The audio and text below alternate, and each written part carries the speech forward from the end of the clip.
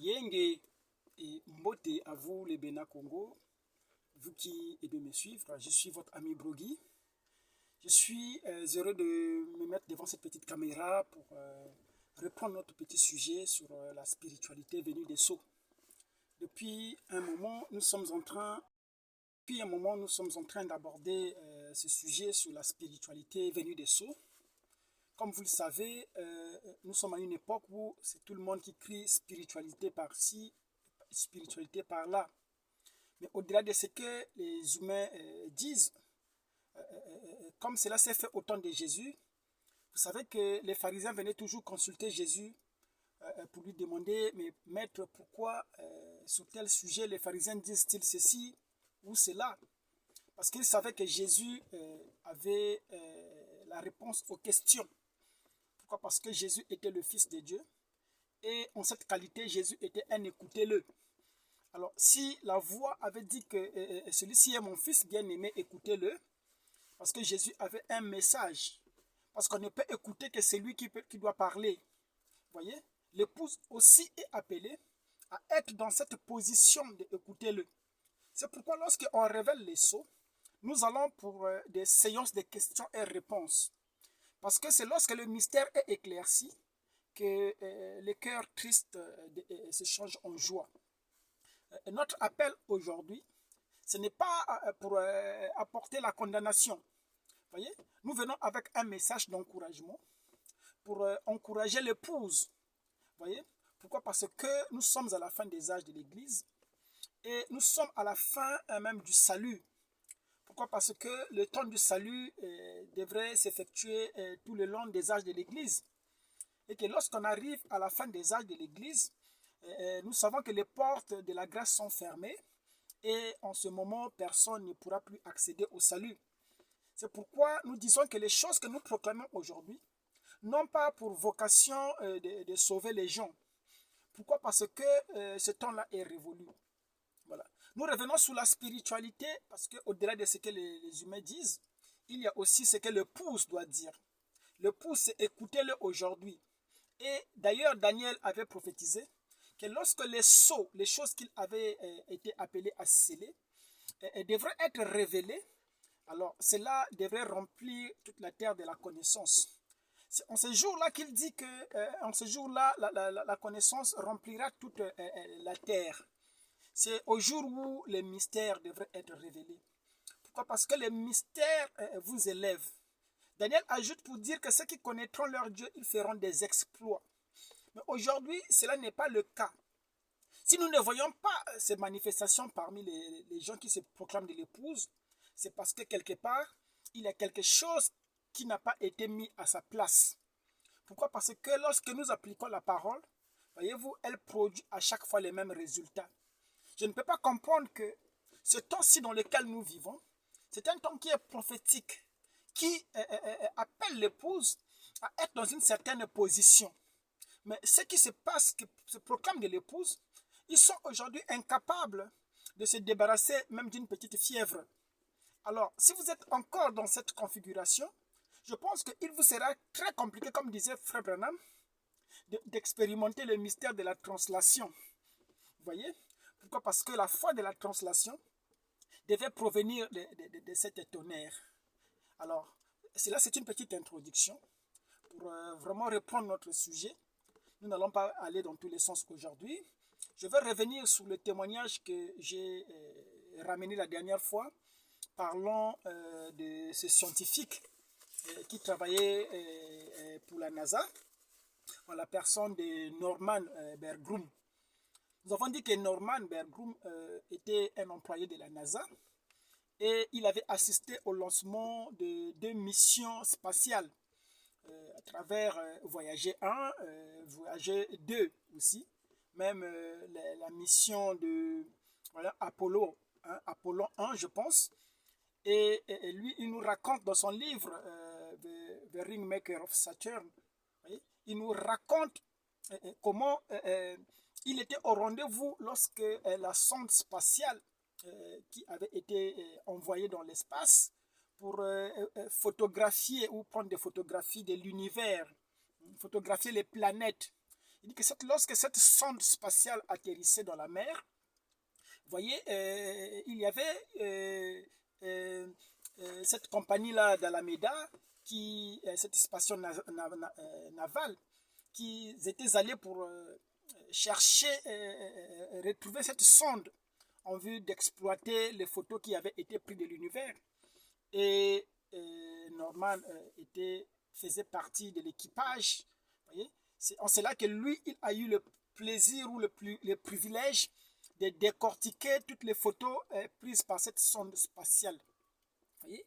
Et lorsqu'il développe ces photos, il nous montre cette race, voyez-vous, des êtres surnaturels qu'il a appelés les Grégory.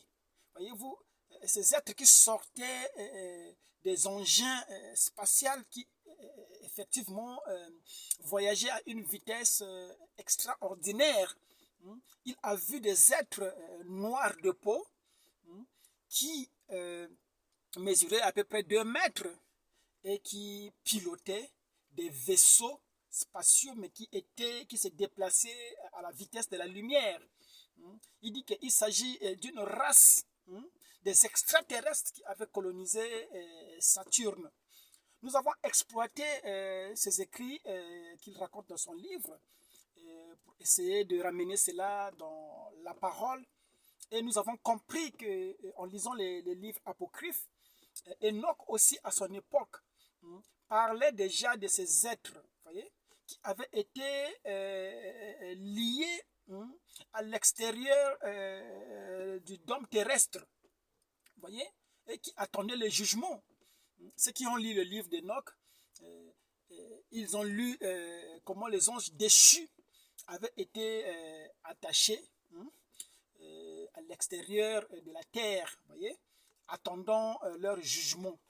Et nous savons que lorsqu'on arrive au temps de la fin, lorsque les sceaux sont proclamés, c'est le jour en question du jugement dont la Bible parlait.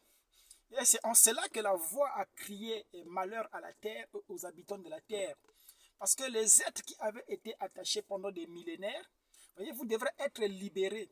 Et ils devraient revenir sur la terre, voyez-vous, pour effectivement ramener une civilisation qui était autre que celle des terriens. C'est un grand privilège que nous avons aujourd'hui. Nous voyons que lorsque les sceaux ont été révélés, il y avait la peur partout aux États-Unis. Pourquoi? Parce qu'on parlait d'une colonie des extraterrestres qui devraient envahir la Terre. D'aucuns disaient que c'était les communistes qui envoyaient ces engins, vous voyez. Mais Branham, lorsqu'il est tombé sous ces infos, Branham a interprété cela pour dire qu'il s'agissait des anges qui venaient pour investiguer la terre. Voyez-vous, des anges du jugement qui venaient, qui sillonnaient. Et nous savons que la venue des anges, c'est la venue des théophanies. Nous sommes en train de vivre une époque où il y a une nouvelle civilisation qui doit coloniser les terriens. Et nous avons fait le lien. Lorsque nous avons parlé du mystère de la langue inconnue, comment le package des sceaux, lorsque cela a été ramené au temps de Branham, Branham dit que j'ai entendu les choses. Il dit que mais ça a été dit en une langue inconnue. Branham s'est servi en tant que messager pour transmettre, voyez-vous, ce package à un peuple qui était approprié à pouvoir déchiffrer, décortiquer le message. C'est pourquoi nous avons introduit l'âge, voyez-vous, de la civilisation des Hébreux. Pourquoi? Parce que Branham, en se tenant dans la brèche, il croyait fermement que lui, il devrait ramener le témoin à Israël. Nous avons longuement exploité cette possibilité. Nous avons démontré comment Branham allait transmettre les témoins. Il dit que lorsque Christ vient dans les nuées, il va directement vers Israël. Nous savons que c'est là que tout se joue. Voyez? Pourquoi? Parce que du temps des nations, voyez, ils ont rejeté le salut et les portes ont été fermées pour eux. Aujourd'hui, nous parlons de la spiritualité. Pourquoi? Parce que nous croyons que l'épouse est dans une condition telle que Dieu et l'homme est devenu un. De la même manière que Jésus disait que moi et le Père, nous sommes un. Nous savons que l'unité du Fils avec le Père, ce n'était pas comme l'unité qu'on peut dire d'un homme avec sa femme. Branham dit que Christ et le Fils et le Père étaient un.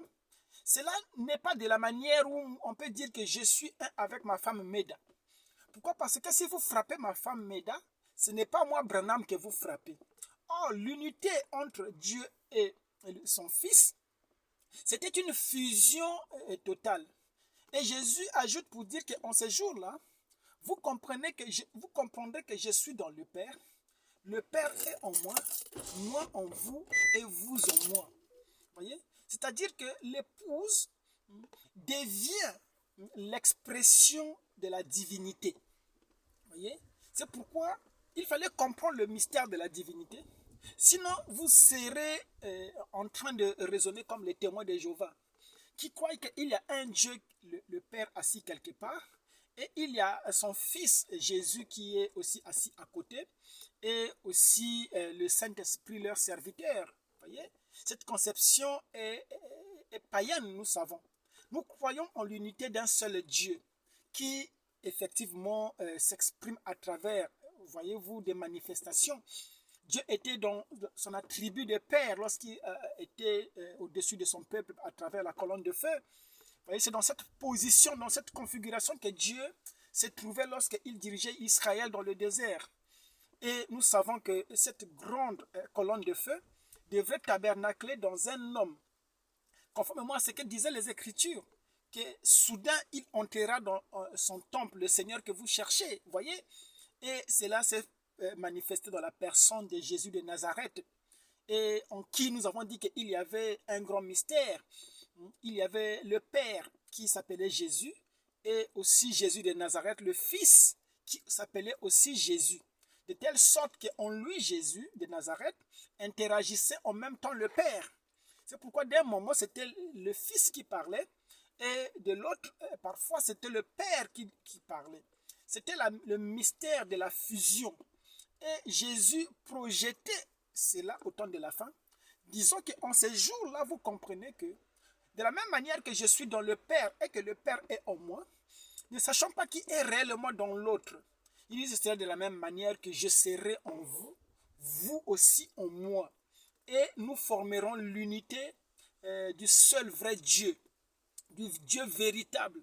C'est ce que Jésus disait qu'en ces jours-là, les vrais adorateurs, nous avons insisté pour dire que si Jésus parle des vrais adorateurs, c'est que quelque part, il y avait des faux adorateurs. Et ces faux adorateurs, c'est ce que Jésus avait réprimandé à la femme samaritaine. Il dit que vous, les Samaritains, vous êtes des faux adorateurs. Parce que vous pensez que pour adorer Dieu, il faut aller sur la montagne. De la même manière que les Juifs aussi croyaient que pour adorer Dieu, il faut aller dans le temple. Mais Jésus dit que l'heure vient. Or, le mystère de l'heure, ça se trouve dans le 7e sceau. Autrement dit qu'à l'ouverture du 7e sceau, voyez, les véritables adorateurs apparaîtront, mais ceux-là adoreront Dieu en esprit et en vérité. Aujourd'hui, l'épouse est dans la position d'être Dieu. Voyez? Pourquoi? Parce que tout ce qui était dans le Père, il l'avait déversé dans le Fils.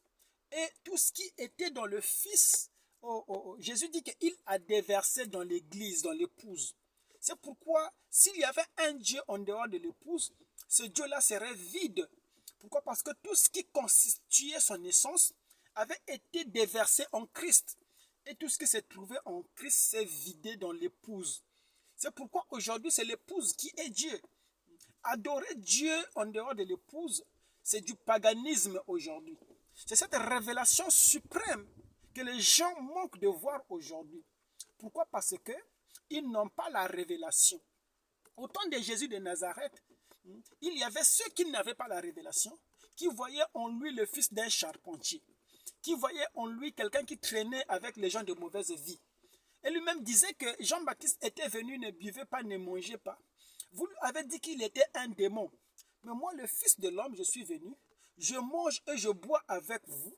Vous dites également que je suis un démon. Donc, pour le commun des mortels, il n'y avait rien d'extraordinaire au sujet de Jésus. Mais remarquez que pour les gens spirituels, des gens comme Pierre qui pouvaient avoir l'accès à la révélation, ils savaient que lui, il était le Christ, le Fils du Dieu très haut. C'est de la même manière que cela s'exprime aujourd'hui à travers l'épouse. Les gens voient les hommes avec des faiblesses, mais ils ne comprennent pas que dans la faiblesse parfaite, il y a une force aussi qui est parfaite. Que l'épouse aujourd'hui a été amenée à s'asseoir sous le trône. Que l'épouse aujourd'hui est devenue le trône de Christ aujourd'hui. Que Christ ne peut rien faire aujourd'hui, sinon à travers de son épouse.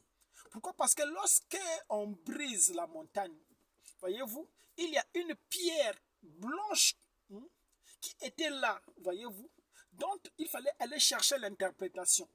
Branham dit que sous cette pierre, il n'y avait jamais eu l'interaction avec la lumière. Or, nous savons que la lumière a un commencement. Parce qu'au commencement, Dieu a dit que la lumière soit.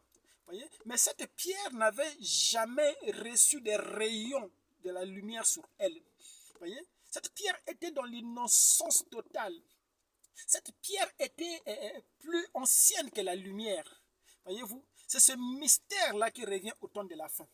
Voilà pourquoi nous avons dit que lorsqu'on arrive à la fin des temps, Jésus devrait remettre son royaume à celui qui est le Père. Et nous savons que le Père, c'est l'esprit original. Or, l'esprit original, c'est l'épouse. C'est pourquoi il avait fallu que Jésus mette tous ses ennemis sous ses pieds. Et lorsque le dernier ennemi aurait été vaincu, en ce jour-là, il remettra le royaume. Or, aujourd'hui, les gens n'arrivent même pas à comprendre le royaume du Fils. Ils n'arrivent pas à comprendre les âges de l'Église. Pourquoi non? Parce qu'ils n'ont pas le plan. C'est pourquoi ils ne peuvent pas aussi comprendre le royaume du Père. Pourquoi? Parce que le règne du Père est éternel. Mais le Fils a eu un commencement, il devrait s'arrêter. Voilà pourquoi lorsqu'on arrive au quatrième âge, au quatrième saut, voyez-vous, Christ et Satan sont menés à terme.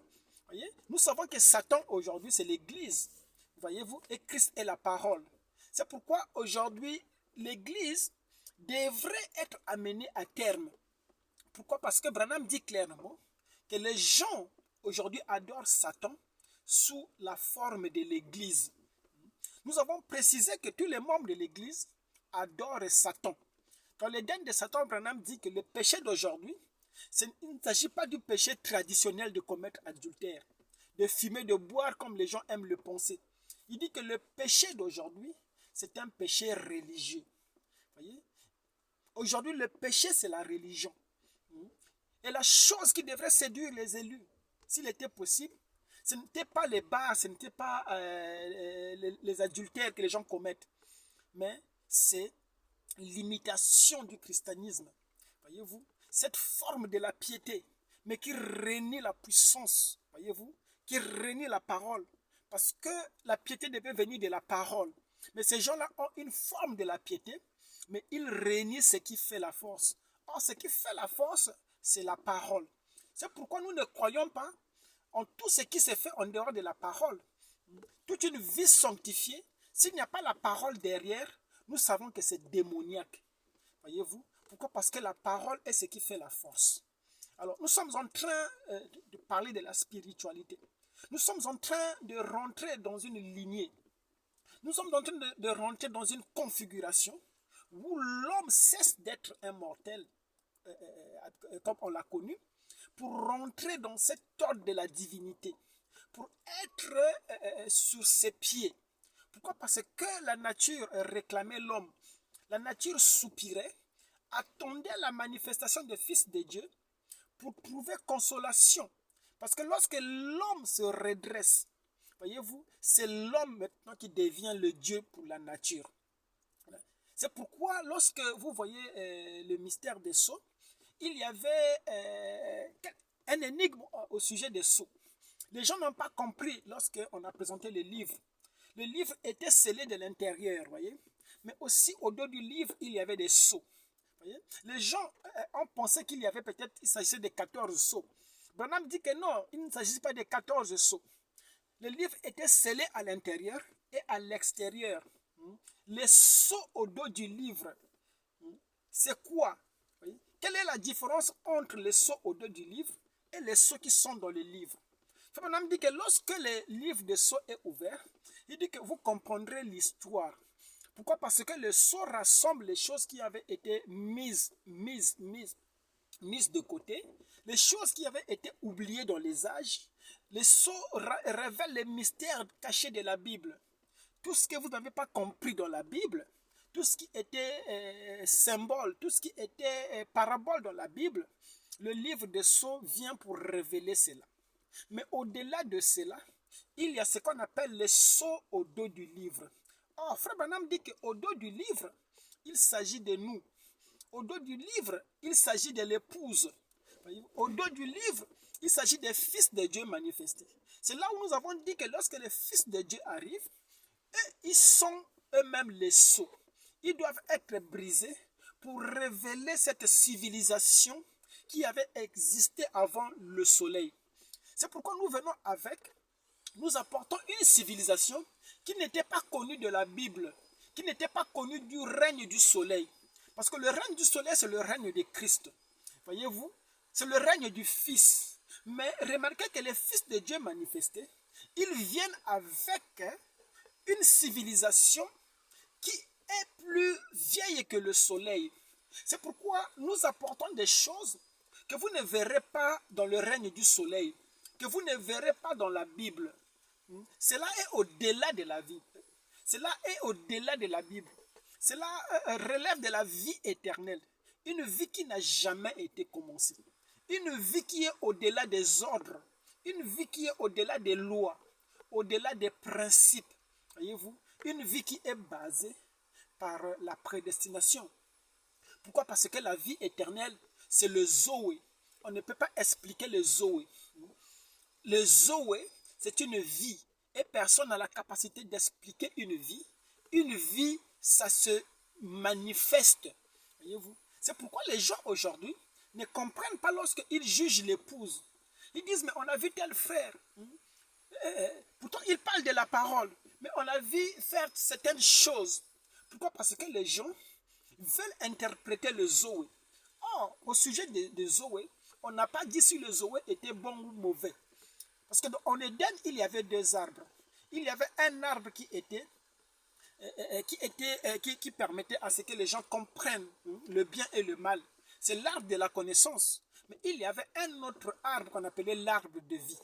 L'arbre de vie, il n'y a rien de mentionné là-dessus. On n'a pas dit que l'arbre de vie, il y avait le bien et le mal. C'est pourquoi ceux qui pensent que Dieu, c'est le bien, ils sont toujours dans l'arbre de la connaissance. Parce que le bien est en opposition avec le mal. Or, les deux, c'était les branches d'un même arbre. C'est pourquoi, aujourd'hui, nous ne croyons plus en la bonté. Dieu n'a rien à voir avec la bonté. Voyez? Pourquoi? Parce que Dieu n'est pas la bonté. La bonté se trouve dans cet arbre-là du bien et du mal. C'est là où nous avons la conscience du bien et du mal.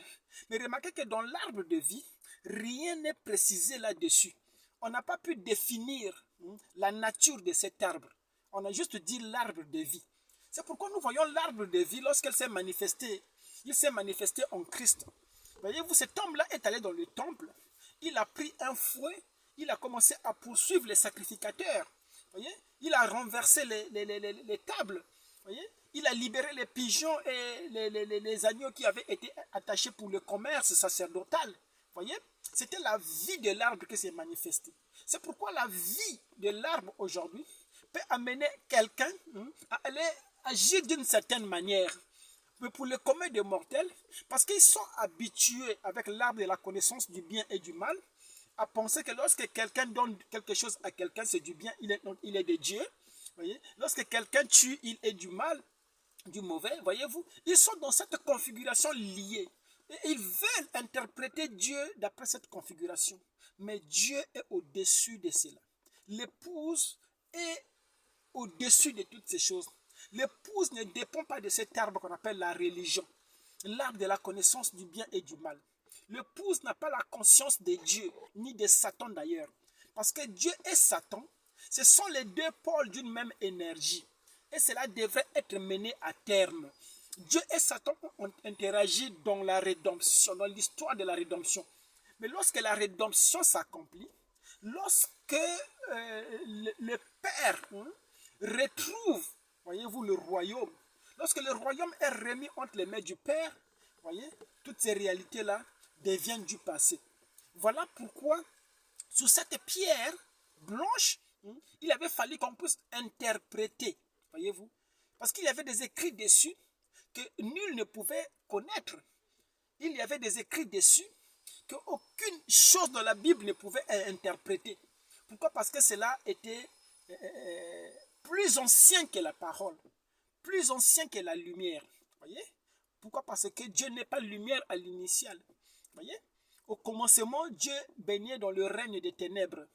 Nous avons présenté les ténèbres comme étant le père de la lumière. Voyez? Pourquoi? Parce que avant les ténèbres, avant la lumière, on parlait des ténèbres. Et Dieu était dans cette configuration des ténèbres. Dieu n'est pas la lumière, mais Dieu est devenu la lumière, voyez-vous, au commencement.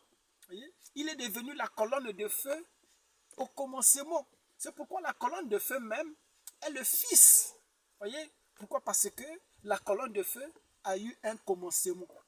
Voyez? La colonne de feu aussi aura une fin. Et la fin de la colonne de feu, c'est lorsque la rédemption arrive à la fin.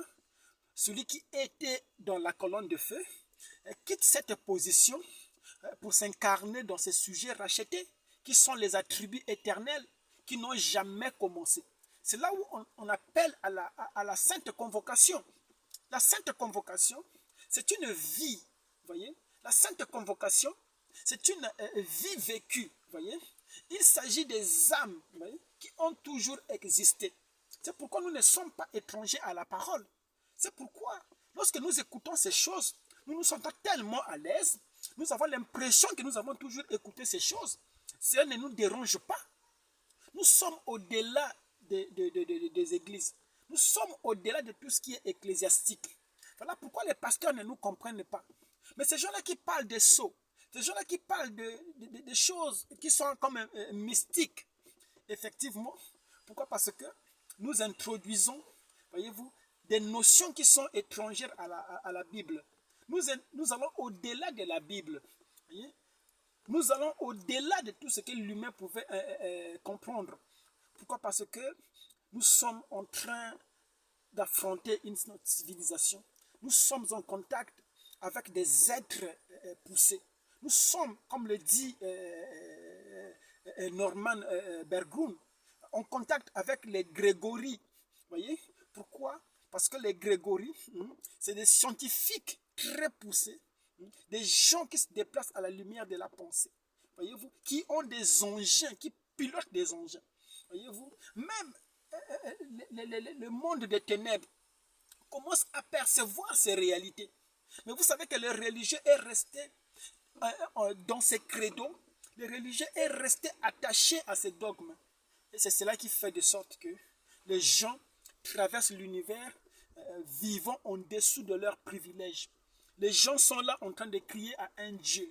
Voyez-vous, ils sont comme un Moïse devant la mer Rouge. Alors que Dieu plutôt avait dit à Moïse, Moïse, moi je te fais Dieu. Comme tu ne sais pas parler, Aaron sera ton prophète. Aaron sera ton interprète. Parce qu'un prophète, c'est un interprète. Moïse était là, revêtu de l'autorité divine. Moïse était là comme étant Dieu pour Pharaon. Mais lorsqu'il arrive devant la mer Rouge, le premier réflexe de Moïse, c'était de crier encore à Dieu. Voyez-vous, Dieu lui a dit, mais Moïse, pourquoi es-tu incrédule à ce point? Pourquoi cries? Pourquoi cries-tu, Moïse? Parle, parce que Dieu n'écrit pas. Dieu parle. Devant des situations, Dieu parle. C'est là où vous extériorisez la chose qui se trouve en vous. Ne vous regardez pas avec les yeux des humains. Pourquoi? Parce que lorsque vous vous regardez avec les yeux des humains, vous ne verrez pas la divinité qui se trouve en vous. Cette divinité est dans une faiblesse parfaite. Frère Madame dit que c'est une petite voix. Voyez, lorsque Élie était assis sur la montagne, voyez-vous, il y avait des bruits de tonnerre. Frère Madame dit que Dieu n'était pas dans ce tonnerre-là. Il y avait des grondements, voyez, Dieu n'était pas là. Il dit, mais Dieu était dans une petite voie. C'est ce mystère de je te rencontrerai là-dedans. C'est cette puissance dormante en vous. Lorsque la mer commence à s'agiter, voyez-vous que vous réveillez cette puissance qui se trouve en vous. Voyez, oh, cela fait calmer les eaux. C'est cette spiritualité-là qui correspond aujourd'hui à l'épouse. Nous sommes au-dessus de l'ancestralité. Nous sommes au-dessus du vaudou. Le vaudou même ne peut rien. Voyez-vous? Pourquoi? Parce que lorsque l'épouse se présente, l'épouse, c'est le magnétisme, voyez-vous? Nous attirons tout ce qui a du fer en nous. Si vous voulez que quelqu'un, voyez-vous, un magicien, perd sa puissance, laissez le magicien en contact avec le surnaturel. Vous verrez que cette petite puissance que les gens ont là, aujourd'hui, nous sommes en train de tirer cela.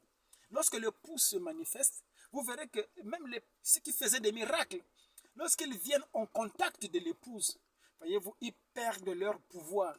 Pourquoi? Parce que tous les pouvoirs qui avaient été distribués, tout ce qui avait été donné à Satan, Jésus avait promis qu'au temps de la fin, cela devrait revenir à lui. Pourquoi? Parce que lorsque nous arrivons à la fin du règne du Fils, voyez-vous, alors qu'il a mis le dernier ennemi qui était la mort à ses pieds, alors toute la puissance, voyez-vous, tout ce que le diable avait volé, voyez-vous, ça devrait revenir à son propriétaire. Voilà pourquoi nous parlons de la fin de la rédemption, où le livre est redonné à son propriétaire qui était l'homme. C'est l'homme aujourd'hui qui a le surnaturel en lui, qui devrait être dans cette configuration. C'est pourquoi si les magiciens continuent à faire du succès, s'ils continuent à progresser, c'est parce que l'homme n'a pas reconnu sa position. Voilà, c'était Brogui. Nous reviendrons sur ce sujet pour mener cela à terme. Honneur à la vie.